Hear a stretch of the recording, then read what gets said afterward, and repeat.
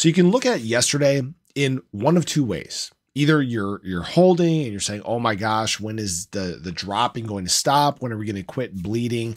Or you may have looked at yesterday as a huge opportunity. And frankly, that's the way I always look at things. Now, the interesting thing about yesterday is we had something happen for the very first time ever. And I think this is a big indication of what is about to come. But first, guys, the charts.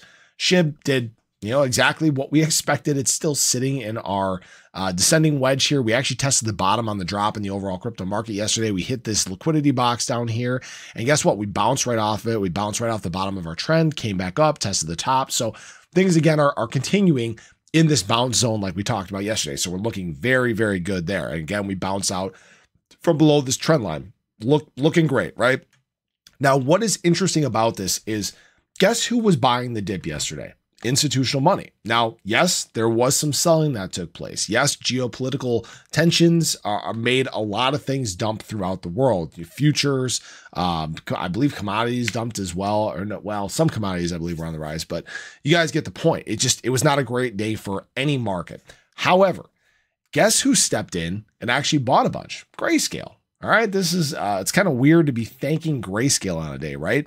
But in the second day of trading, the Grayscale Mini BTC ETF actually purchased $191 million worth of Bitcoin. So this actually gave us our first ever day where we had inflows from both institutional money in spot Bitcoin ETFs and institutional money in spot Ethereum ETFs.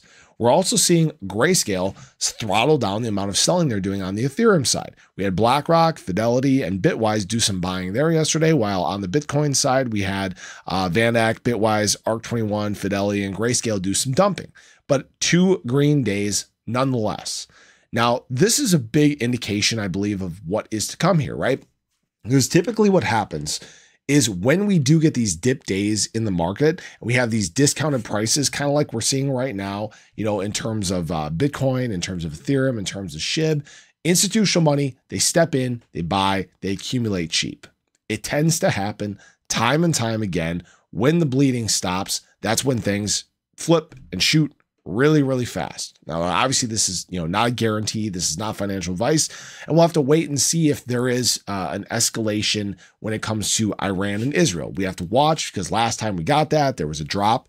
But I want you to remember that we had a very quick recovery after that. In fact, we got the deep dips. I bought a bunch of crypto during that deep dip, and then we shot back up right after that. That is kind of what we're waiting for in the market. But don't think that the large entities aren't paying attention. Don't think that they're not accumulating when there are discounts in the market. That should tell you exactly, excuse me. I've been dealing with this congestion, guys. I'm trying to get through it. It sucks. But big money has been buying these dips. Anytime people are unloading their position, they're selling, right? People that sold down here, guess what? Looking kind of foolish right now because the price is up 5%. That doesn't mean we're not going back here.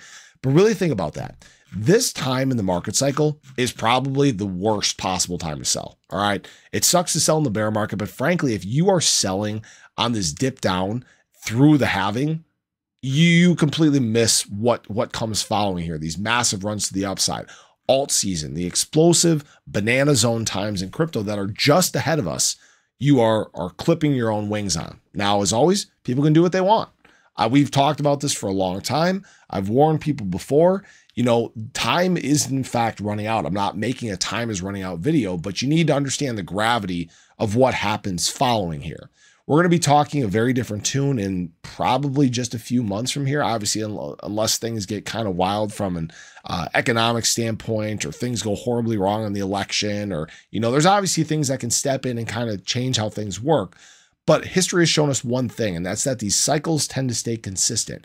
We tend to have the same trends playing out. And guess what, guys? We know what the next trend is. SHIB is well positioned and ready for this next trend to take off. So I appreciate you guys as always. I hope you enjoyed the video. Let me know your thoughts below, but have a great day. Catch you in the next one. Take care.